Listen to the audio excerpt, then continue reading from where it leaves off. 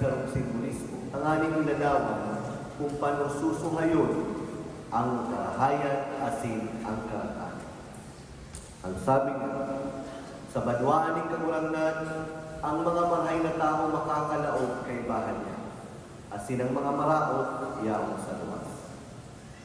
Maski ang mga maraot, magtutuktok, makikimahera, mapatanin na sindam minsan sa buhay nila, naging tagasunod kang Diyos. Pero linhulit na daisin na naging dayupot, daisin na makakalaog sa saiyang kahalayan. Ngunyan, ninhulit ka ini, ipapaabot ng kagurangnan ang nakulaw na patanin, na dapat hinguwahon ka na maging mahay kita, tanganing makalaw kita sa kahalayan ng kagurangnan. Si Isay ang marhay. Paano kita magiging marhay? Ano ang dapat na bibuhon tanganing makalaw kita sa kahalayan ng kagurangnan? Sa Ebanghelyo, naging malinaw ang sa iyang deskripsyon sa huring talata kan sa iyang katarami. Ano ini? Dapat hinguwahon kang maghuri sa gabos. Dapat hinguwahon kang maging huri sa gabos. At tataramo na huri, nangangahulugan na kita kaipuhan maging maluya. Ang tataramo na huri, nangangahulugan na kaipuhan tatao kita mag-akot ka sa tuyang imperfeksyon. Ang tataramo na huri, dapat tatao kita mag-akot ka sa tuyang manlain-lain na kaluyahan. Pero, taano ka kaipuhan maging maluya? Taano ka kaipuhan maging huri? Taano ka kaipuhan tatao kita magkaigwaning mag-akot kan manlain-lain ng mga kaluyahan? Ano ang yaon sa huri, sa imperfeksyon na ini, asin sa kaluyahan na permit tinatawaan ni atensyon ka sa itong kagurangnan. Malangani ang sabi niya, sinda ang maiinod sa sakuyang kahalayan. Nagigirumduman ko sa mulang diskusyon kito sa subject ng biblical theology. Iyon inulita, kung gabos na sana palang perming dapat maging maluya, dapat makasalano, dapat maging may helang, dahil ini na kontra sa pangarugan ka sa tuyang kagurangnan, natatao dapat kita manindugan, asin mag-aspera ng perfeksyon, tanganing maging maninigo kita sa paglaog ng Diyos. Ano ang yahon sa pagiging maluya, na iyon hanggat ang kinukonsidera ka sa itong kagurangnan sa saiyang kahalayan. Mga tugang, igwadapong sarong hali, mayo siyang aki. Ninulita, gusto niyang maaraman kung sisay ang maging maninigo na magsalida sa iya bilang halik sa iyang kahalayan, nagkaigwa siya ng pa-contest. Ano ang ginibo niya? Nagtao siya ng mga pisog sa manlain-lain ng mga kalalakihan, tanganing hilingon kung sila maninigo sa trono ng pagiging halik. Simple lang ang sa iyang instruksyon. Itanong ang pisog, asin pagalihis sa sarong bulan, magpahiling sa iya kung ano ang nangyari sa pisog. So nagkuro ang gabos, ninulit ang musulindak ang premyo, iyo ang maging halik sa kahalayan kang gurang na halik. Ngunyan, kang itinanong na nila ini sa saindang mga pasok, nagpuo na sindang magdugdug, matataman, ang aning mabuhay ang tinanong na pisog. Pakalihisin sa rumbulan, naguluwasan na si mga resulta kang itinaong pisog kang halik. Malangani, ang gabos buhay, asin ang gabos nagtubo. Ang iba nakula na, ang iba may sangana, ang ibang matibay na ang gamot. Asin gabos sila nagduman sa halik ng haling ipresenta kung ano ang nangyari sa itinanong na pisog. Gabos magagayon, gabos na buhay. Akwela sa sarong para uma. Ining parang upang ining araw kang iba, kuminuaman siya ng piso, pero kag itinanong niya ini asin dinugdog, day nabuhay. Malangani, kang nagdumana siya para ipresenta ang sa iyang tinanong, siya ang nagdesisyon na magduman pinakahuli na nasusubok siya asin ang pagmati niya dahil siya maninigo kumpara sa ibang mga kasarabayan niyang buhay ang piso. Kaya pag abot niya duman sa iyang halik, sabi niya, pinili ko pong maging huri, iyon inulita, dahil ko po nabuhay ang piso.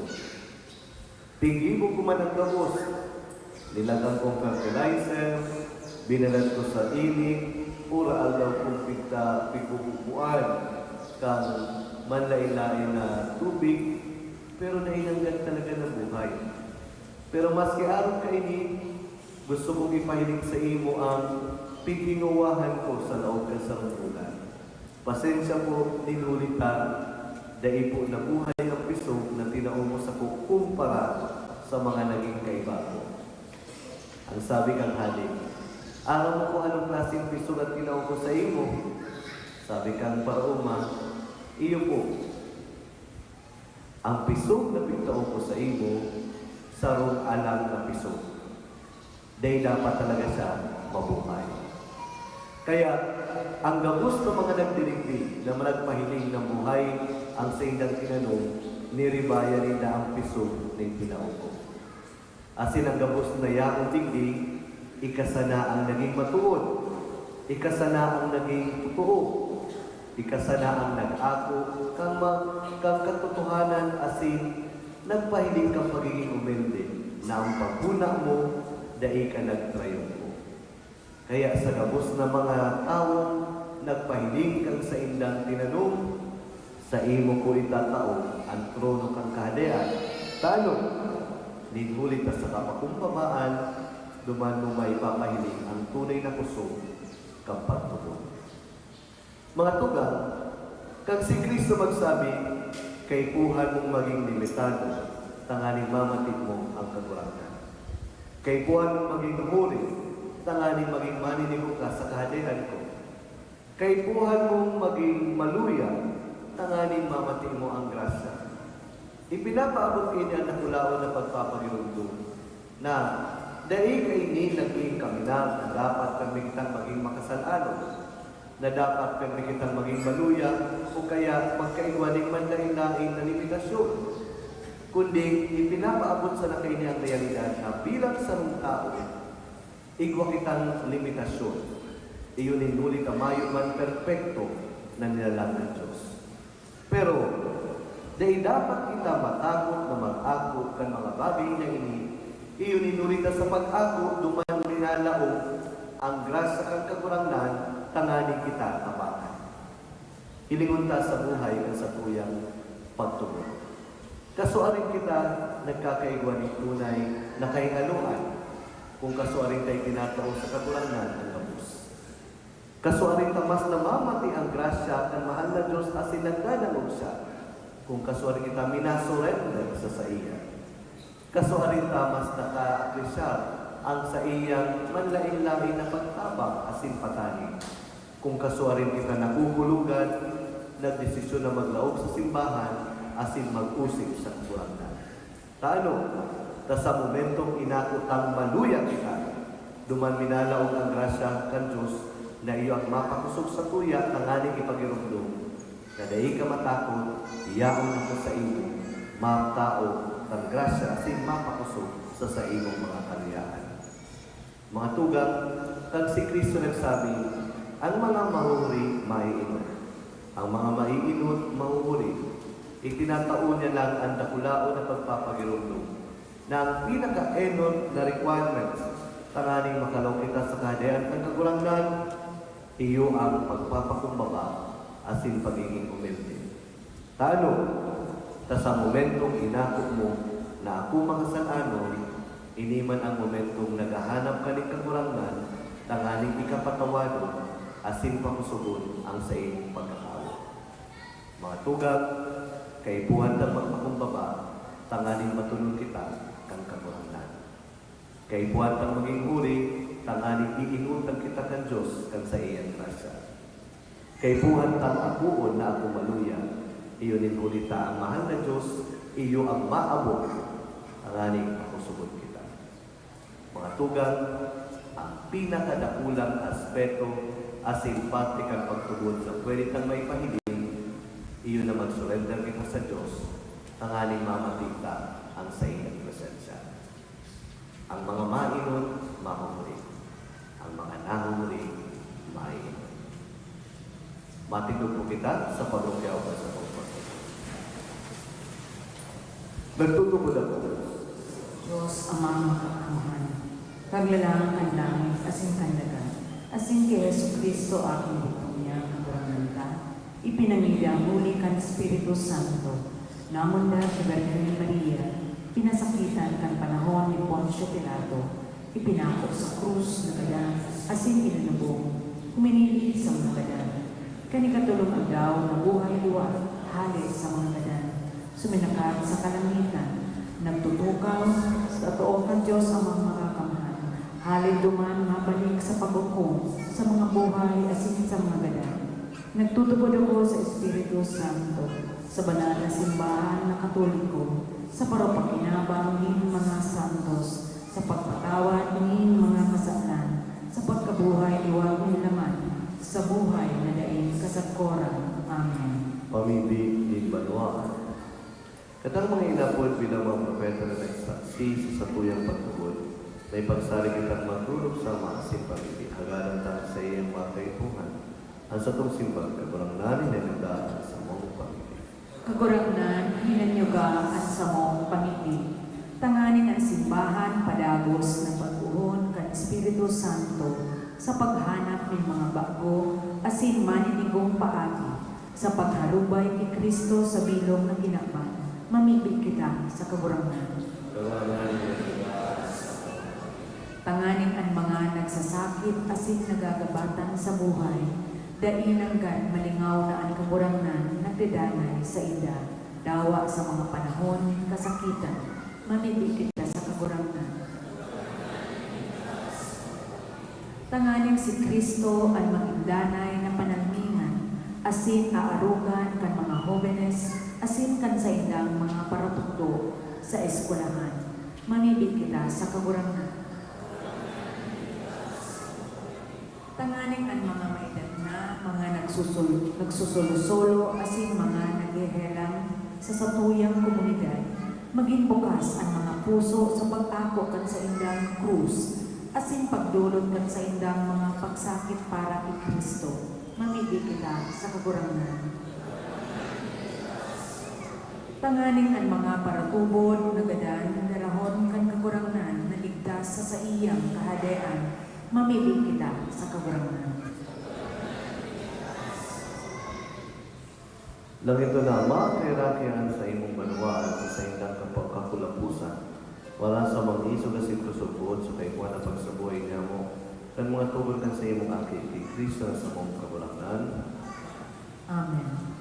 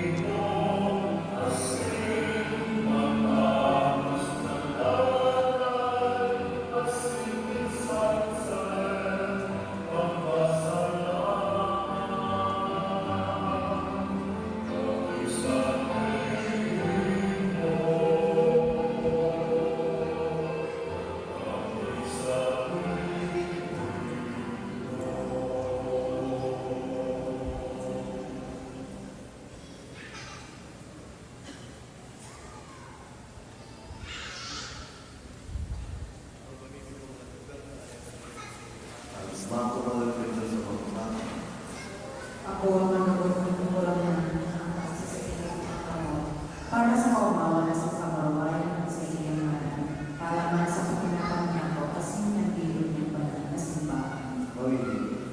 Kagulangan, nahuli ka sa usang sakripisyo ni Panginoon na bawal yung mananawa para sa o kaya parasa na sa malawang sa pagkasa ng lubos na Panginoon sa iyong simbahan. Huli, isa sa kagulangan. Amen. Ang kagulangan, Asin sa sarili mong Espiritu, itaas na ang puso. initaas niya sa katuloy. Magpasalamat ka sa kagulangan sa Diyos. Maninigo asin dapat. Totoo man di ba sila pagpapano sa sinatakaligtas na dahil at sinasagsay. Magpasalamat kami sa iyong kagulangan na banal na Ama. Diyos sa makakamanalay sa taon at humigit, isa sa mong kagulangan. Makakalas ng ibon niya humigit ang Sir Pascual na halit sa kasalanan sa isakal ng kagalanan. Maakot kami kapamaway na ininanyan, masabi ng lahing tinig, asin, ipabalit na niya ang tema sa pansikan. Ikay na kung nalay sa mong sa kalituman, masirig sa mga alas ng liwanag. Kaya, iba ka ng ilas sa sinarakanan, iba ka ng parona sa sito ng Solis, iba ka ng sa langit manong, malagaan kami katimulan sa inyong pamawayan, na itapos sa nagsasabi.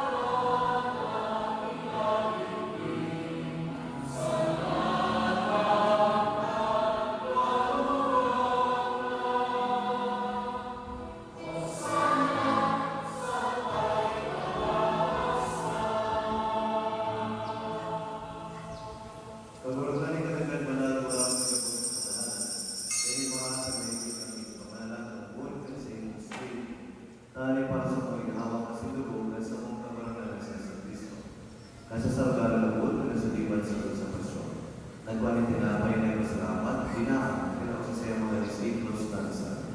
Pag-ako kong gabo sa simang kanay, tayo sa kuyang hawak, tayo tulog para sa iyo.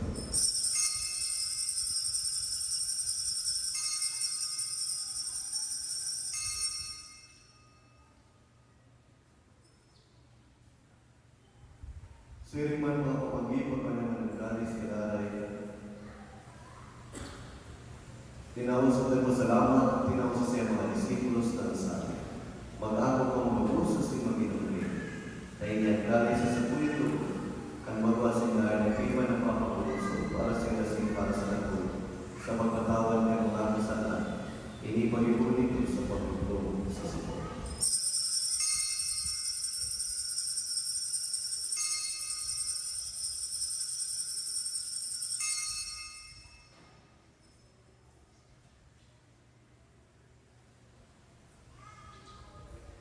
Misteryo ito.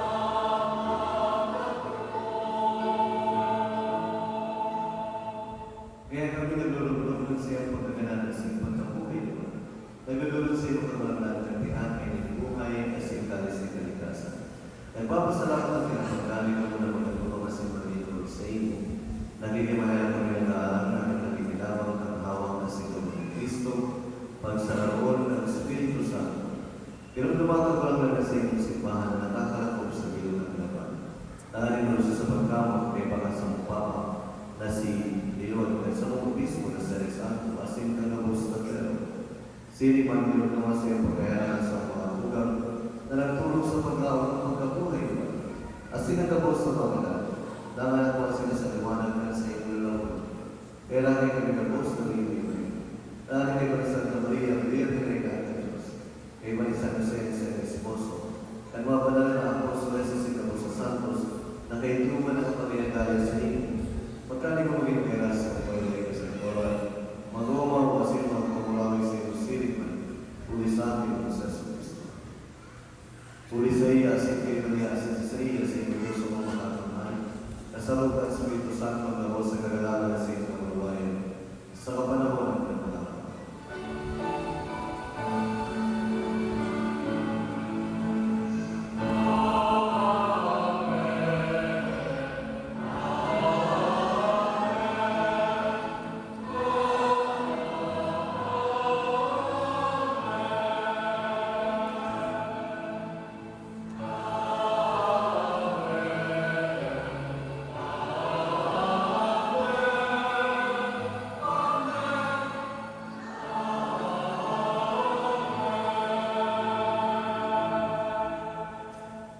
Natuturan ka man natin ka sa tulo kasi pinagos ka sa pagdalayan na nangahas ka naman sa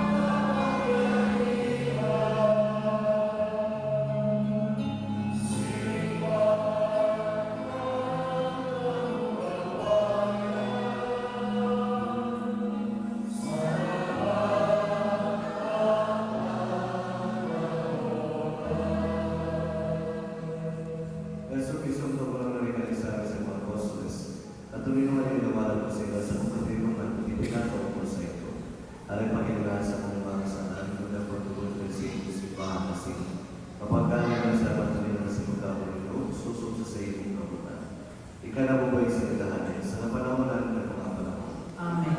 Ang katuloy ng katulad ng dalay ng papasay. Asin sa sarili mo, Espiritu. Mga patigalaman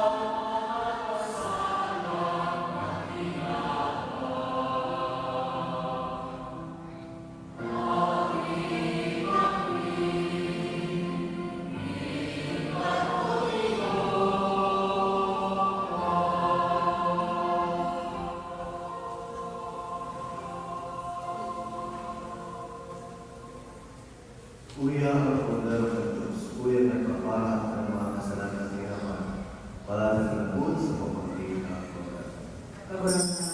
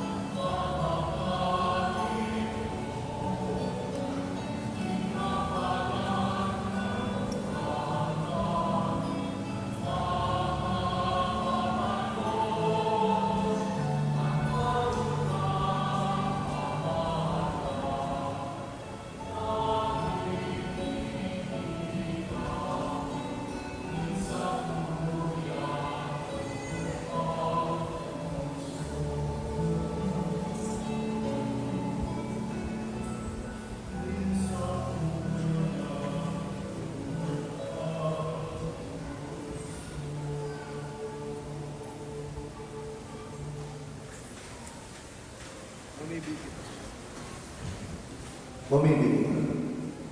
Kawalangan ay hindi kami ibuha ang tulong na panong asin magkaya kasi kaugayang ibuha kaming magtalubog asin sining sa mamuswa. Tangaling makapagkagaya kami sa iyo sa lubos na bagay. Kulit ni Kristo sa itong kawalangan, matuko pa po sa magkapirang kanyoso. Ang sa tuyo pong koleksyon na nag-aaging semana nagtutog po sa 93,052 pesos. Kung iyan po yung sa cash forward kang nakaaging semana po ng 188,000, iba po ito yung 281,721.95. May total disbursement po kita ng 5,921 sa second collection, as in sa entry ng 50,025. As in, ang total disbursement, 55,954.50. Kaya total cash on hand, 225,767.45. Siliman po, bigo po nibig mga talagkaritas sa SRS na organized ni Panwong Run na inapunawong with inahan for creation ay kaibigo po sa Agosto 31. Mapo ni Aswado sa Amay sa Basilica Club. Iba po ni registration fee 350 pesos may issue na po. Hindi kami nakatapos na magbayad. Siriman po, panalas po ang sa tuwing pangapunan na gusto patuloy ng 8 pieces na TV monitor kasi magtabang sa pag-agree sa tuwing sound system. Siriman po, nagbabayad ang magpagaling na itong generator. Ang sa tuwing po, eskulahan ang sa Rafael Angel, magkakaiba po ng konserto ng titulong Inaat Ako sa September 6, 2025. Ang proceeds po hindi para po sa scholarship grant sa tuyang mga estudyante. Ini po gigibuon sa Intrium, CSUA. Ang matili sa oras alas 3 ng hapon, ang ticket po worth 200 pesos kasi ang vila, hindi po ito iba na pwedeng pagkakaning dinner. Mangyari po sa alas 7 ng pag-ibig, ang ticket po worth 1,500. Ito po mga estudyante na nagtitinda sa bibig para po sa nasabing konserto.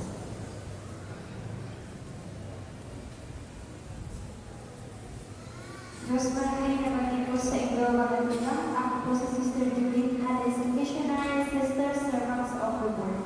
Yaong kami niyan sa inyong parokya na kanyang karagalan sa inyong tamang sa evangelisasyon. Igo kami takong mission magazine. Manlain-lain na artikulo ang kutuan ninyo hindi. Halimbawa po, ano niya to kung ano ang espesyal as in the kulang role ng mga biyenan o mother ito. Igo po kami hindi sa magazine. Siriman sa mga mag-anagong, what are the key to a happy marriage? Tangaling magtalubo kayo sa inyong matrimonyo kasi matabangan kayo maging marakay na maging mga magulang. Siriman sa mga jóvenes na yaong na sa addiction ng harap, tigagamit ng galing stress reliever sa ilang pagkakas. Hain kaya ang balanse. May comics din kami sa likunan para sa mga makuapo nito kasi iba pa po mga artikulo. Ang tawag po sa bagong mission magazine ay kantina 60 pesos mansana. Yaong kami sa mayor sa luwas pagkatapos ng misa. Diyos mabalos po. Thank you.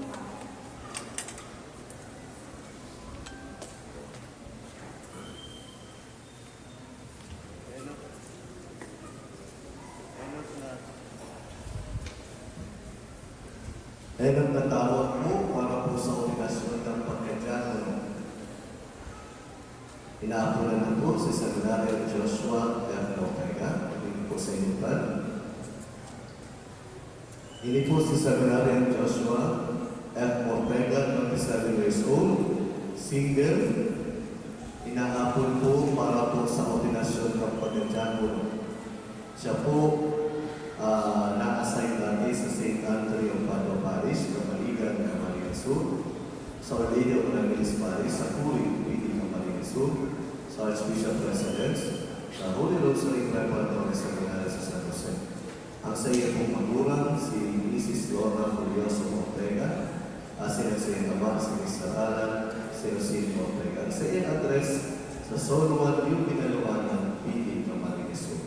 Siya po uordinan bilang diakon sa maabot po October 10, 2025. Sana may pa po magreklamo, pero kung may mga naaraman ka mong kaulangan, hindi po maulangan sa iyong ordinasyon, matipila sa po sa opisina ng tubog ng partisipata.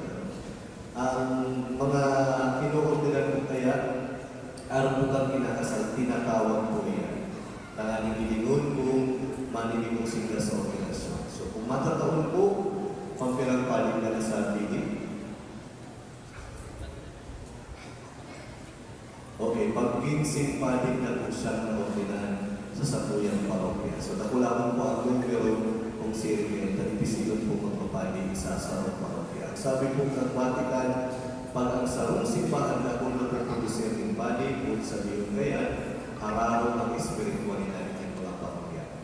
So ipakachita po si Brother Joshua sa mga magkaperang panahon na hindi bago sa mga ordinan. Ang aning magpadagos po sa iyang edukasyon. Para pagkata po si Brother.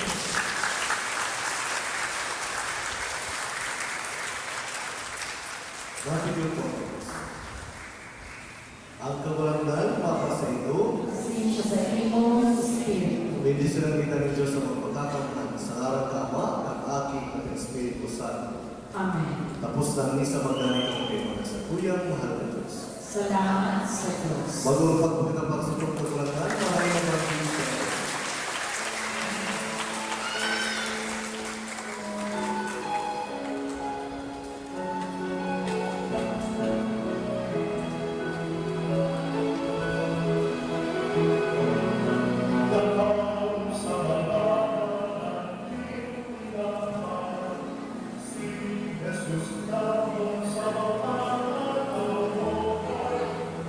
In every note, a prayer.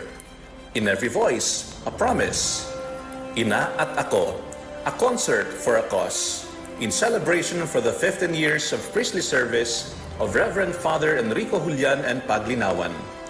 Experience the soul-stirring harmonies of the CSRA Choral, the angelic voices of the Bula Parochial School Choir, the cultural grace of 7th Tatlong Maria, the rising brilliance of Nathan Randall, and the powerful vocals of La Arnie Losada, with a special performance by Father Enrico himself.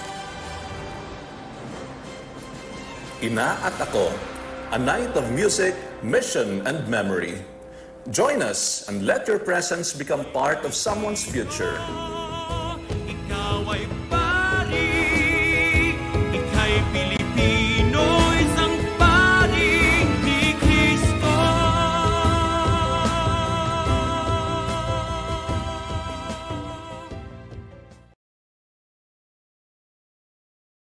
In every note,